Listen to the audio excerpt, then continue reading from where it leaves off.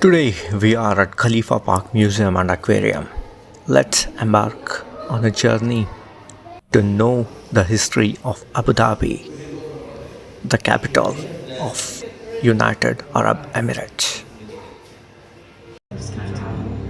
Come, we will take you all on an incredible journey through the history of our great nation. See for yourselves the huge changes we've experienced.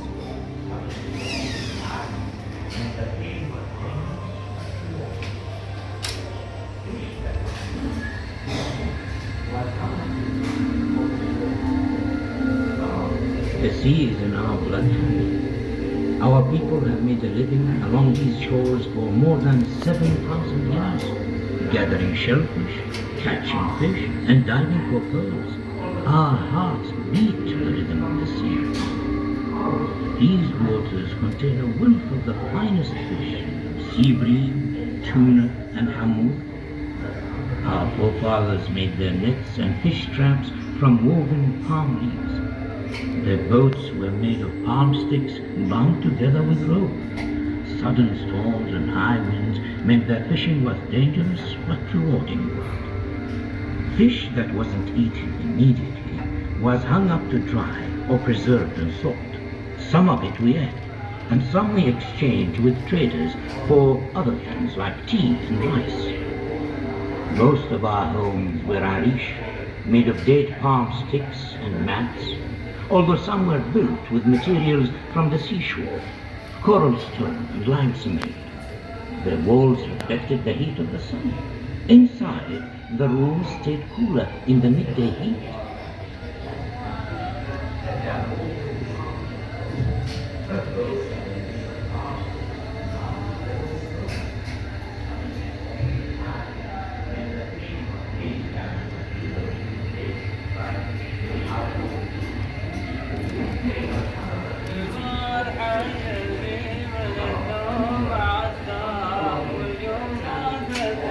Camels hold a special place in our hearts. We honor these loyal and noble creatures which can endure the blazing desert heat for days without food or water.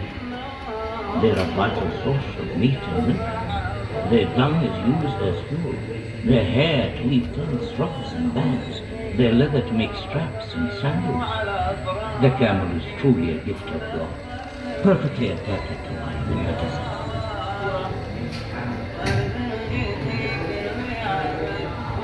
These camels have been loaded with dates, dried fish, household goods and food. They used to cover huge distances to reach the oases inland at Liwa and Al Ain, along routes that camels had traveled for generations.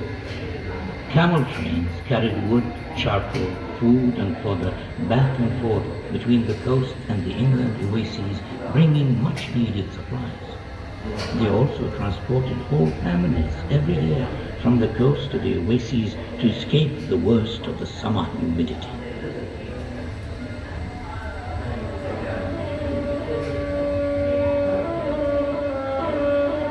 This is what makes camels happy. In the desert they can smell water from many miles. This oasis is fed by cool underground springs and a network of fountains, man-made channels which bring water from the mountains. Here we produce dates, cereals, vegetables, fruit and fish. It's a kind of paradise, cool and tranquil. At night the birds settle in the safety of the trees and you have to keep a watchful eye for the snakes and scorpions. The camel-raising bedouins were nomadic during the months of good grazing and would settle around oasis wells in the summer. Many would live in traditional desert tents made of woven cloth.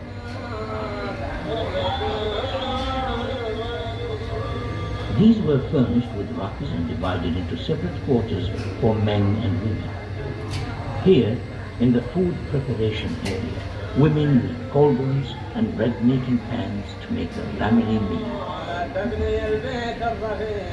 Next door, in the majlis, the men's quarters, the men would meet in the evening to talk and drink coffee.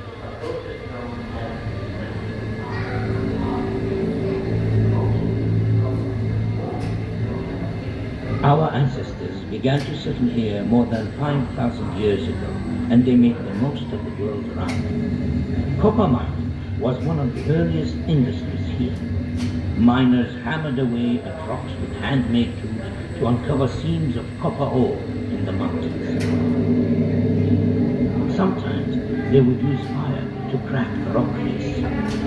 It was a dark, dangerous place to work.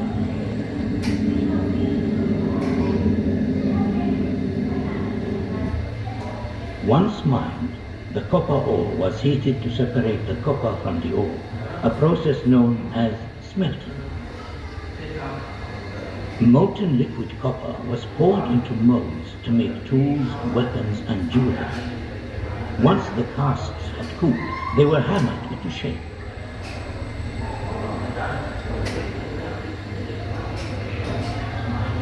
Settle down, please, children. Turn to page 17. Can anybody tell me what they see here? Peter, Hamid?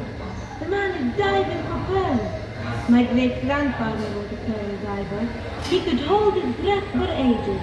He taught me to swim and dive. One day, I'd like to be a diver too. I told Hamid the seas in our blood. In the last century, huge fleets of pearling vessels set out from Abu Dhabi every summer. The departure of the fleet was a major event. Families left behind were anxious about their loved ones. Some of the men never returned. The divers were weighted down as they plunged to the shallow banks to search for oysters. It was a dangerous job, with stinging jellyfish, sharp corals, and no breathing equipment. But a lucky dog might establish families of offshore. To keep their spirits up, the Niham would chant to inspire the pearls, leading them all in songs which marked each stage of their work.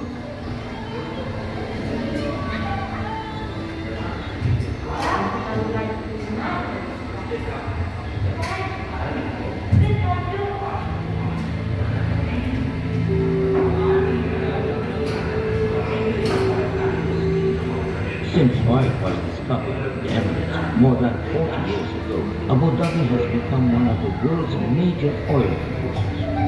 Much of this oil comes from under the sea. A network of offshore drilling platforms taps into vast reserves. Abu Dhabi currently has around a sixth of the world's oil and gas.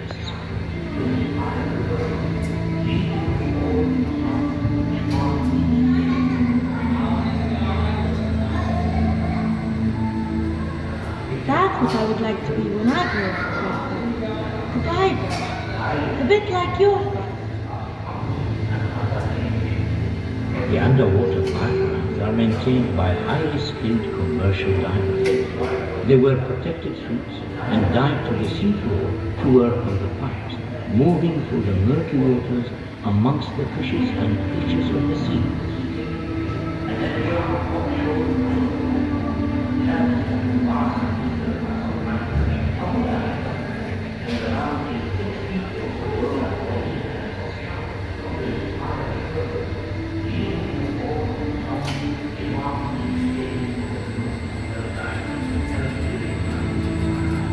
It is hard, skilled work on the oil drilling platforms. Highly trained men operate the drills, pumps, and other heavy machinery, extracting crude oil from beneath the seabed.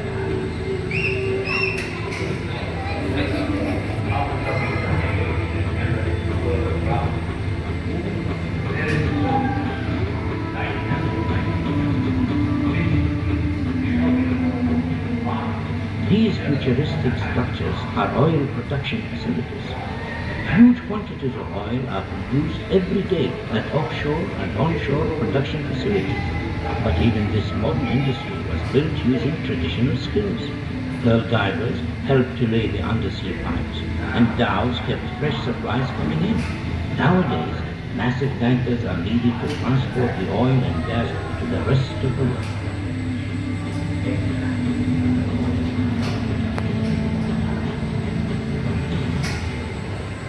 Abu Dhabi today is an emirate to be proud of.